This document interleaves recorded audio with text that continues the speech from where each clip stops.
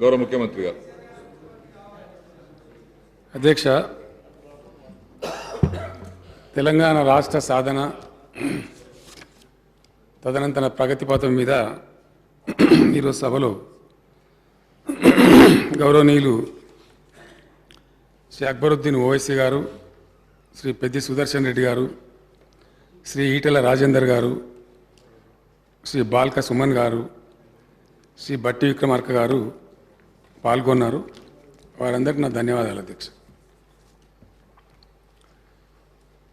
బట్టి విక్రమార్క గారు చాలా రమ్యంగా వారి యొక్క పాదయాత్ర ఎంత పెద్ద స్కేలు చేసినారనేది ఆ దృశ్యాన్ని ఆవిష్కరించే ప్రయత్నం చేసినారు. చాలా సంతోషం. నేను చేయకూడదు అంటలేదు కానండి, మళ్ళొక పర్యాయం చేయాలి మీరని కోరుతున్నాను. నేను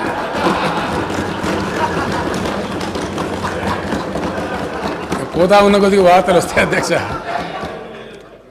పాదయాత్రని ఒక నాయకుడు బయలుదేరితే డెఫినెట్గా ఎందరో కొందరు వచ్చి కొన్ని సమస్యలు చెప్తారు అధ్యక్ష. అది సహజమైన పరిణామం.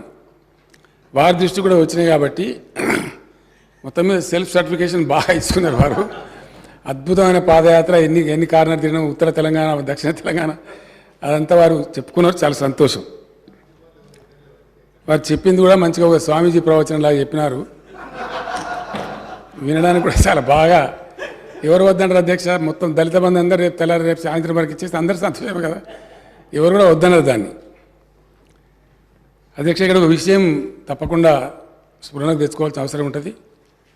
తప్పకుండా కాంగ్రెస్ మిత్రులు బట్టి విక్రమార్క గారు కూడా నాతో ఏకీభవిస్తారని చెప్పి నేను అనుకుంటా ఉన్నా.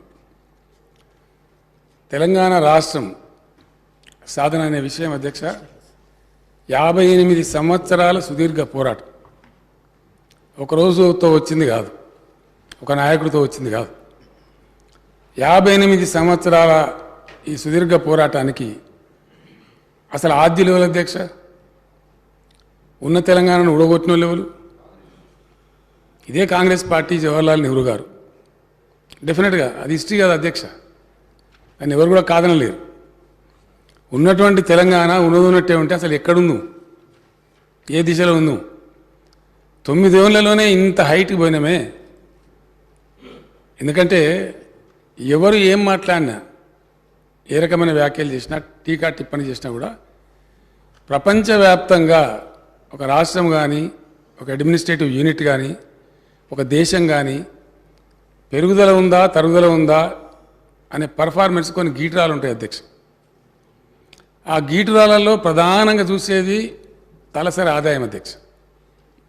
పర్ క్యాపిటల్ ఇన్కమ్ ఎంత పెరిగింది, ఎంత పెరిగితే అంత రాష్ట్రం అభివృద్ధి దిశలో పోతున్నట్టు పరిగణిస్తారు. పర్ క్యాపిటల్ పవర్ కావచ్చు, పర్ క్యాపిటల్ మన డాక్టర్స్ కావచ్చు, హెల్త్ విషయంలో, ఎడ్యుకేషన్ విషయంలో, సేఫ్ డ్రింకింగ్ వాటర్ కావచ్చు, వీటన్నిటిని కూడా ఒక పరిగణలోకి తీసుకుంటారు అధ్యక్ష. మదర్ మార్టాలిటీ రేట్ కావచ్చు, ఇన్ఫాంట్ మార్టాలిటీ రేట్స్ కావచ్చు, కొన్ని ఇండెక్సెస్ ఉన్నాయి అధ్యక్ష. అవి ఇంటర్నేషనల్లీ ఫాలోడ్ ఇండెక్సెస్. తెలంగాణ ఏర్పడే రోజు మన స్థానం ఎక్కడో ఉన్నది అధ్యక్ష. ఏర్పడి నుంచి నేటి వరకు మనం పెద్ద రాష్ట్రాలలో నంబర్ 1 స్థానంలో ఉన్నాం అధ్యక్ష. మన పర్ క్యాపిటల్ ఈరోజు 3,12,000 రూపాయలు ఉంటే, ఏ రాష్ట్రం నుంచి అయితే మనం విడిపోయినామో, ఎవరైతే మనం ఎకసక్కాలు పలికినరో, మీకు పరిపాలన రాదు, మీకు ఇది చేత కాదు, అది చేత కాదు అన్నారో, వాళ్ళ పర్ క్యాపిటల్ 2,19,000 అధ్యక్ష. మన పర్ క్యాపిటల్ 3,12,000. ఆల్మోస్ట్ ఒక 1 lakh రూపీస్ డిఫరెన్స్.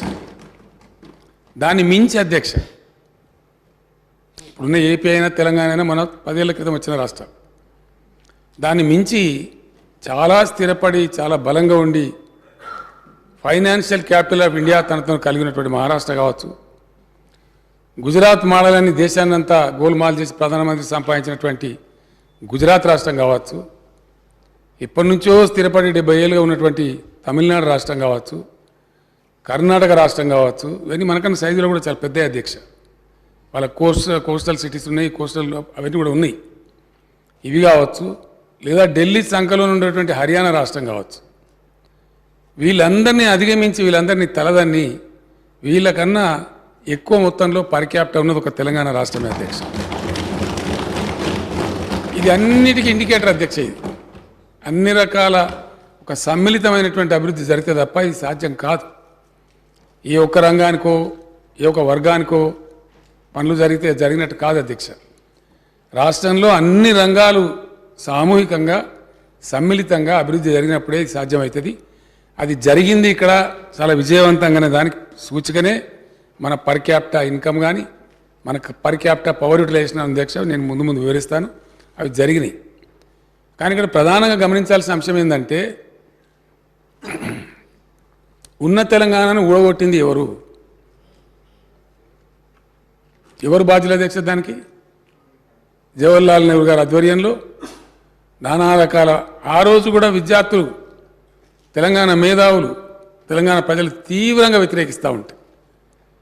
ఆనాడున్నటువంటి కొండా వెంకటరంగారెడ్డి గారు, బూరుగుల రామచంద్రరావు గారు వాళ్ళంతా కూడా వ్యతిరేకిస్తూ ఉంటే ఊడగొట్టిందే కాంగ్రెస్ పార్టీ. మాట్లాడితే బట్టి విక్రమార్క గారు ఇండియన్ నేషనల్ కాంగ్రెస్ పార్టీ మనం కొంప ఉంచుకుంటే అధ్యక్ష. తెలంగాణను ముంచిందే కాంగ్రెస్. చెప్తాం కదా నన్ను, ఎందుకు చెప్పాం? అది కూడా ఎట్లా ఇచ్చిందో అది కూడా చెప్తాను నేను. ఊడగొట్టిందే కాంగ్రెస్ అధ్యక్ష, దాంట్లో డౌటే లేదు. అది హిస్టరీలో రికార్డ్ అయి ఉంది. అది ఇక్కడి నుంచి ఫ్లైట్ మీద పోయేటప్పుడేమో రామచంద్రరావు గారు ఎయిర్పోర్ట్లో చెప్పినారు, ఒప్పుకునేది లేదు, సచ్చినా సరే తెలంగాణ తప్ప మేము వేరే మాటలేదని చెప్పారు. తిరిగి వచ్చిన తర్వాత ఢిల్లీలో ఒప్పించి, బలవంతంగా ఒప్పించి పంపిస్తే ఇక్కడికి వచ్చిన తర్వాత ఎయిర్పోర్ట్లో విలేకరులు కానీ చెప్పిన మాట నిజంగానే అడిగి పోతే నెహ్రూ సాబ్ చెప్పిండా అని చెప్పినాక పెద్ద మనిషి ఏం మాట్లాడతాం, మజ్బూర్లో నేను ఒప్పుకొని వచ్చినా అని చెప్పిండు అధ్యక్ష. అది కూడా హిస్టరీలో ఉంది. ఇప్పుడు నేను చెప్పేది కల్పిత కథ కాదు. ఆ విధంగా ఉన్న తెలంగాణను ఊడగొట్టింది కాంగ్రెస్.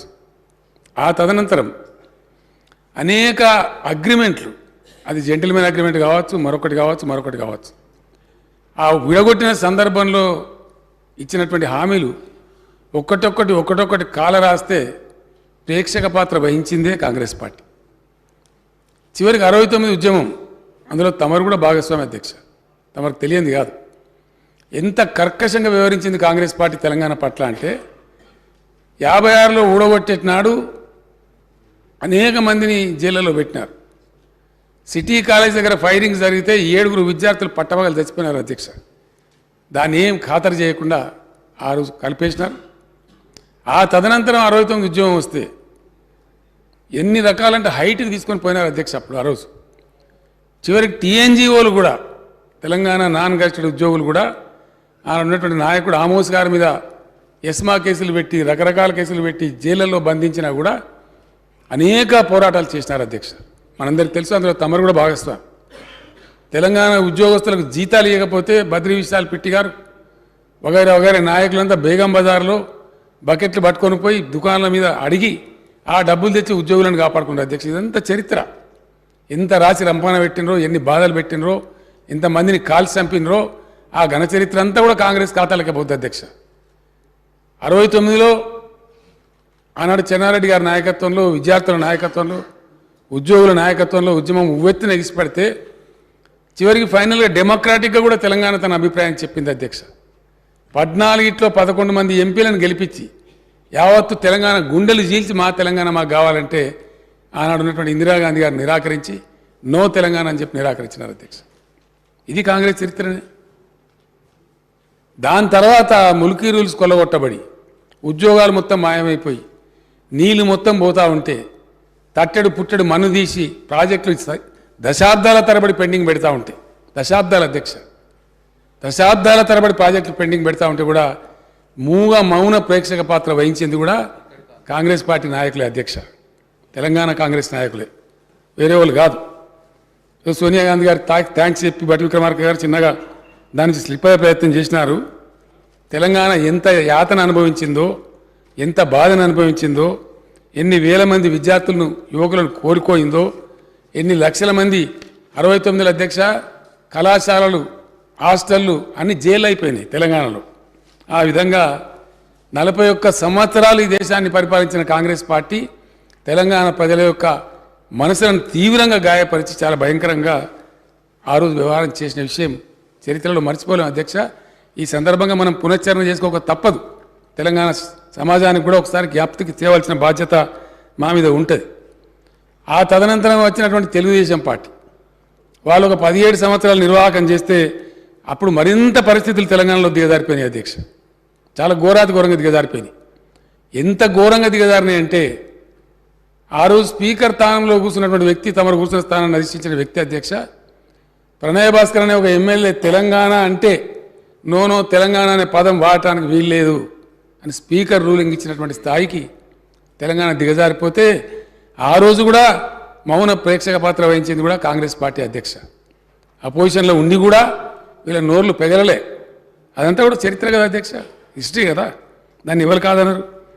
ఆ విధంగా జరుగుతూ చివరికి చంద్రబాబు నాయుడు ముఖ్యమంత్రి గారు ఉన్న సమయంలో ఆయన విపరీతంగా విద్యుత్ ఛార్జీలు పెంచేసి సంస్కరణల పేరు పెట్టి ఆ ముసుగులో విద్యుత్ ఛార్జీలు పెంచి 1 సంవత్సరం కాదు 3 సంవత్సరాలు కంటిన్యూగా 15% చొప్పున పెరుగుద్దని చెప్తే అప్పటికప్పుడే నేను ఒక నిరసన లేఖ రాసిన అధ్యక్ష. నేను ఆ రోజు డిప్యూటీ స్పీకర్ ఉండేవాడిని.